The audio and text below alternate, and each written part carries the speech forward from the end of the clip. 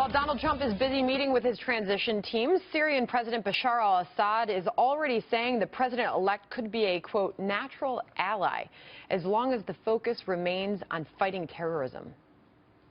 If, let's say, if he's going to fight the terrorists, of course we're going to be natural ally in that regard, with the Russians, with the Iranians, with many other countries who wanted to defeat the terrorists.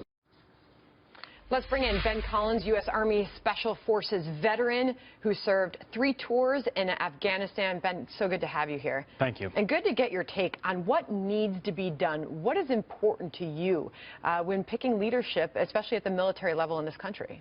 So I think the first thing is to actually take a realistic assessment about where we are and where the national interests lie. And look, you know, you didn't really hear this throughout the debates. I think Afghanistan was maybe mentioned 3 times. But the fact is we've got 5,000 troops in Iraq right now that are participating in the battle to retake Mosul, and we've got 10,000 troops that are still in Afghanistan, and we've lost, I think, about 6 or 8, even, you know, some of my old peers, Green Berets, in the last few weeks. And to me, that's going to be one of the immediate decisions and discussions that have to take place is what are we doing in the places where our guys are putting their lives at risk every single day? Because to date, we still have no idea what it is that we're trying to accomplish. Going back to those words, though, Bashar al-Assad, President-elect Trump could be a natural ally.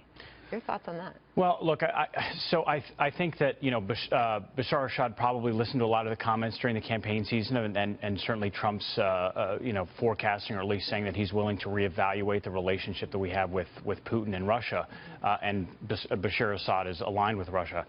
Look, I think that the facts now are that President-elect Trump is receiving that presidential daily brief, so he's getting the real kind of top secret intelligence, so he's getting the full picture.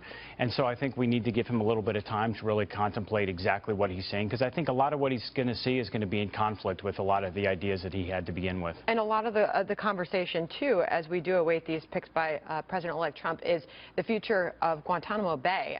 Senator Tom Cotton was on Fox and Friends this morning talking about just that. I've been struck since the election not only at Donald Trump's magnanimous tone, but also Barack Obama's gracious beginning of the transfer of power. I would hope that President Obama wouldn't take that kind of dramatic action contrary to the president-elect's wishes. President Bush did not do that when President Obama was coming into office.